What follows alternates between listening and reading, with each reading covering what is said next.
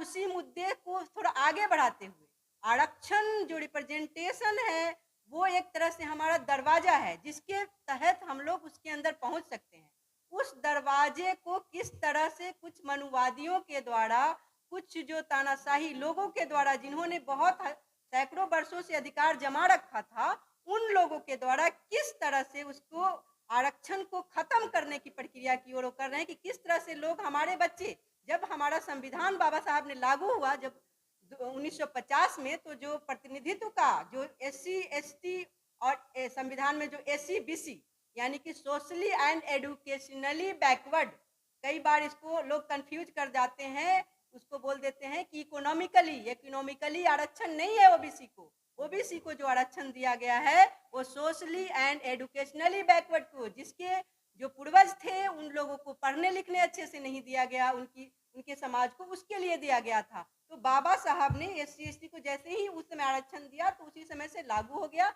लेकिन जो SC BC समाज था उसको आरक्षण मिलते मिलते 40 साल लग गए, है ना। जब मंडल कमीशन की सिफारिशें लागू हुई बीपी सिंह के सरकार में, तब जो एससी बीसी था उसको आरक्षण मिला। लेकिन उसके खिलाफ में इंदिरा सावने का एक जो पिटीशन डाला गया कोर्ट में, तो कोर्ट के डिसीजन के दौर पे ये पहला शब्द आया था क्रीमी लेयर। क्रीमी लेयर शब्द से आप सभी लोग वाकिफ होंगे। वो क्रीमी लेयर कोई क्रीमी लेयर नहीं है, वो वास्तव में क्रीमी लेयर के द्वारा जो खुद क्रीमी लोग थे यानी जो जुडिशियरी में बैठे हैं, उनको तो सबसे पहले अपने ऊपर करना चाहिए था ना। फेयरनेस ऑफ जस्टिस की जब बात करते हैं वो लोग, जुडिशियरी में बैठे लोग, तो सबसे पहले उन्हें किस पे लागू करना चाहिए था? वो अपने पे लागू करना चाहिए था।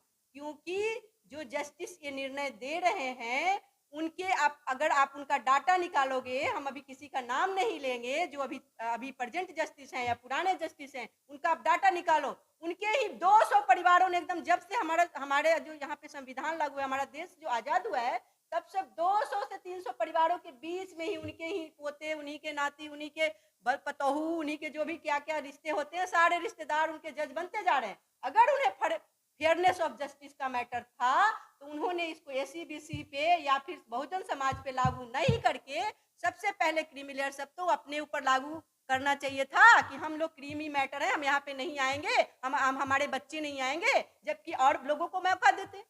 वहां पे आपको पता ही है ना कि बस वो जो कॉलेजियम सिस्टम जिसकी बात करते हैं, कॉलेजियम सिस्टम के थ्रू वो डायरेक्ट अपने बेटों को, अपने पोतों को, सबको पहुंचा देते हैं, अपनी बहू को पहुंचा देते हैं। और हमारे अंदर क्योंकि ये जो क्रीमी लेयर का मामला इसलिए फंसाया उन्होंने कि उन्हें ऐसा लगा कि हमारा जो समाज था वो आगे बढ़ने लगा था, पढ़ने लिखने लगा था, है ना। जो हमारे जो पूर्वज थे, किसान थे या फिर कोई भी काम करते थे, जो भी काम कमेड़ा वर्ग के लोग थे, वो लोग आने लगे, इसमें आने लगे नौकरियों में। तो इन मनुवादियों को ये बर्दाश्त नहीं हुआ और सबसे पहले स्वामीनाथन 1971 में एक कमेटी बनी थी, उस कमेटी ने ये वर्ड यूज किया था कि क्रीमी लेयर। उसके बाद 1975 में एक कमेटी और आई, जिस कमेटी नहीं थी वो, एक एनएफ थॉमस ने कोर्ट में केस डाला था केरला यूनियन के खिलाफ। तो केरल गवर्नमेंट और उस यूनियन के खिलाफ जब जस्टिस ने ये बात बोली कि हम सभी जो भी क्रीमी लेयर के लोग हैं उनको हम नौकरियों से बाहर करेंगे, उन्होंने पहले खुद को तो बाहर नहीं किया और वो तो एग्जाम भी नहीं देते। आज पिलर ऑफ पावर क्या है? अभी एक बहन कह रही थी कि 4 ही पिलर ऑफ पावर है। क्या है? ब्यूरोक्रेसी है, जुडिशियरी है, मीडिया है और चौथा कौन सा है? पार्लियामेंट है। तो हमारे लोग वोट वगैरह दे करके पार्लियामेंट में भी पहुंच जाते हैं, अगर उन्हें वोट जनता देती है। हालांकि उनको भी कैंडिडेचर में बहुत मुश्किल आती है, पार्टियां टिकट ही नहीं देती है ना। तो वैसी जो हमारी चुनाव पॉलिसी के बारे में भी हमारी एक बहन बात कर रही थी, तो ऐसी चुनाव पॉलिसी है कि उनको टिकट मिल भी जाता है तो उनको चंदा कहीं उन्हीं से लेना पड़ता है, मनुवादियों से, तो फिर वो उनके ही बन के रह जाते हैं, हमारी आवाज वैसे भी नहीं उठा पाते हैं, है ना। इंडिपेंडेंस चुनाव की बात अभी कर रही थी बहन। तो हमारा ये कहना है कि ये सिस्टम ही पूरा उस तरह से बना दिया गया है कि हमारे लोगों को कैसे उसमें नहीं आना है, और वो क्रीमी लेयर जो है उसी मुद्दे का एक आगे का चरण है कि उन्होंने क्रीमी लेयर लाया। और जब इंदिरा सावनी की बात करी थी 1993 में, जो उसने मंडल कमीशन के खिलाफ जो मंडल कमीशन की जो सिफारिशें थी उसके खिलाफ जो उसने केस डाला था, तो उसने मांग ही नहीं की थी। बताइए, ऐसा कभी सुना है आपने कि हमने किसी भी चीज की मांग ही नहीं की, हम कोर्ट में पिटीशन ही डाले डाले और जजमेंट मिल गया हमें। और ये जजमेंट दिया गया कि क्रीमी लेयर एक कमेटी बनेगी और वो कमेटी डिसाइड करेगी कि कौन क्रीमी लेयर है, उसको नौकरियों से बाहर किया जाएगा।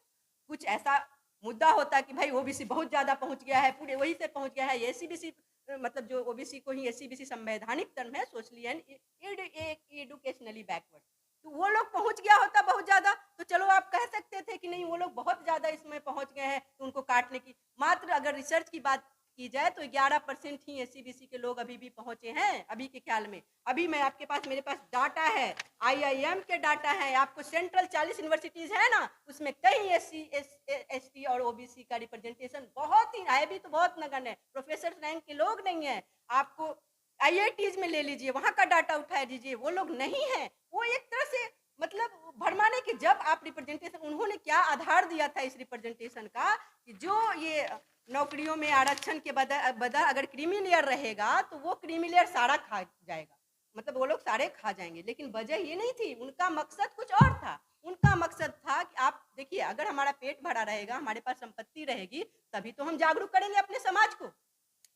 तो ये क्रीमी लेयर इसलिए लाया गया कि जो हमारा एक लीडरशिप रह गया था, जो जो ग्रुप ए बी में पहुंच गए थे नौकरियों से, या जो एमपी एमएलए बन गए थे, दो जगह तो है नहीं हमारे लोग, बाहर मीडिया में तो हमारे लोग है नहीं, और ना मीडिया में है, और ना हमारे लोग ज़्यादा से ज़्यादा उसमें जुडिशियरी में है कहीं लोग। तो दो एक पावर ऑफ पिलर में लोग पहुंच गए थे हमारे लोग, वो लोग आवाज नहीं उठा पाए, वो हमारे समाज के लिए लड़ नहीं पाए, इसीलिए क्रीमी लेयर का एक कॉन्सेप्ट लाया गया है। और इससे किसी भी ओबीसी को, यहाँ तक कि अगर ओबीसी का ही जो तबका कहते हैं कि क्रीमी का मतलब दूध, दूध के ऊपर जो फैला हुआ जो मलाई होता है उसको हटा दिया गया, तो बाकी नीचे का जो तबका और हमारे जो वर्ग के लोग बच गए, उन्होंने कहा होता कि आप हमारे क्रीम खा रहे हो, उन्होंने आवाज उठाई होती, वो भी नहीं हुआ।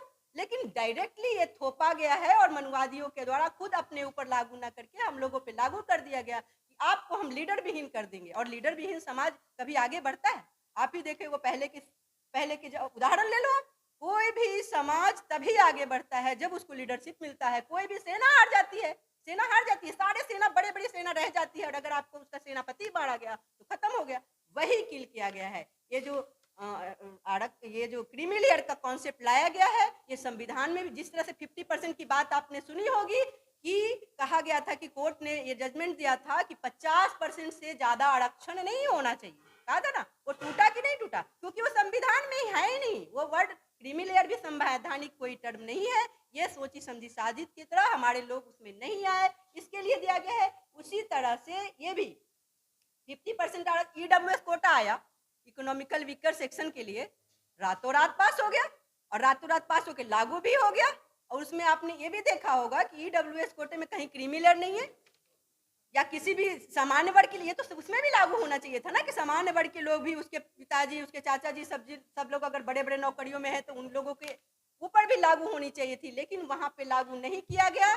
तो हम ये मांग करते हैं, अब अभी चुनाव का समय है, इसी समय आप लोगों की बातें और हमारी बातें सुनी जाएगी, तो आप लोग भी आवाज उठाइए, और हम भी आप लोग के माध्यम से हम जन जन तक की आवाज फैलाना चाहते हैं कि ये आवाज फैलाई जाए कि भाई क्रीमी लेयर को should be removed, creamy layer हटाया जाना चाहिए, ताकि हमारे आप अभी जब शुरू में लागू किया गया था, अभी एससी समाज, एससी और एसटी समाज का 3 जनरेशन आ गया है, तो देखिएगा उनके अंदर थोड़ी लीडरशिप आ गई है। ओबीसी तो अभी भी जागरूक नहीं है। क्यों नहीं जागरूक है? इसीलिए जागरूक नहीं है क्योंकि जो एमएलए और एमपी पहुंच गए हैं, या फिर जो हमारे ब्यूरोक्रेसी में कुछ लोग हैं, तो उनको कॉन्फ्लिक्ट ऑफ इंटरेस्ट आ जाता है ना, क्योंकि उन्हें लगता है कि हम आवाज उठाएंगे क्यों, किसके लिए उठाएंगे, ना किसी को फायदा हो रहा है ना कुछ भी, और उन्हें भी पहचान लिया जाता है, यहाँ तक कि वो तो दोनों तरफ से चले जाते हैं। जो कुछ लोग ग्रुप ए बी नौकरियों में चले गए या एमपी जेएमएलए चले गए, उनको तो इधर से भी गए क्योंकि क्रीमी लेयर बना दिया है ना, और उसके बाद वो उन्हें पहचान लिया जाता है, उनके ऊपर टाइटल हो गया, यादव है, सैनी है।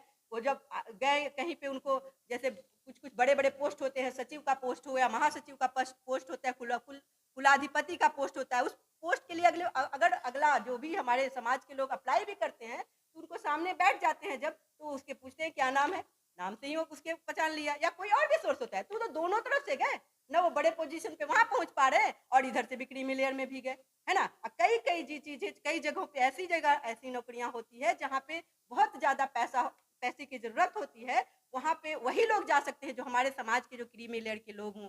और इसीलिए जो एससी समाज, यही नहीं, इससे एससी समाज और एसटी समाज भी अछूत होता नहीं है। नागराज कमीशन, नागराज कमेटी जो नागराज वर्सेज जो इंडिया गवर्नमेंट 2006 में जो फैसला आया था कि भाई क्रीमी लेयर इसमें नहीं हो सकता है एससी एसटी में, अब उसको भी बदलने की तैयारी चल रही है। अब उसमें यहाँ तक कि कोर्ट ने कुछ दिन पहले फैसला सुरक्षित रख लिया है कि अब एससी एसटी में भी वो क्रीमी लेयर लागू करेंगे।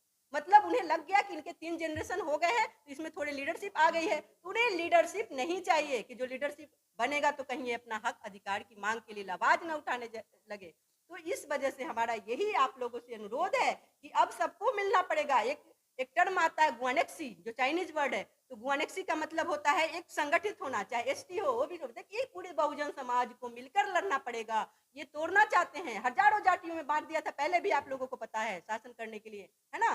तो वो जाति तोड़ो और समाज जोड़ो, वो मुद्दे पे हमें इस मुद्दे पे काम करना होगा और सब लोग मिलकर के ये जो क्रीमी लेयर है वो क्रीमी लेयर को हटाने की बात करनी पड़ेगी, वरना हमारा लीडरशिप, हमारा एससी बीसी का लीडरशिप ही खत्म हो जाएगा। और जब लीडरशिप खत्म हो जाएगी तो हम लोग कहीं के भी फिर और नहीं रह पाएंगे। बस इसके साथ ही आप सब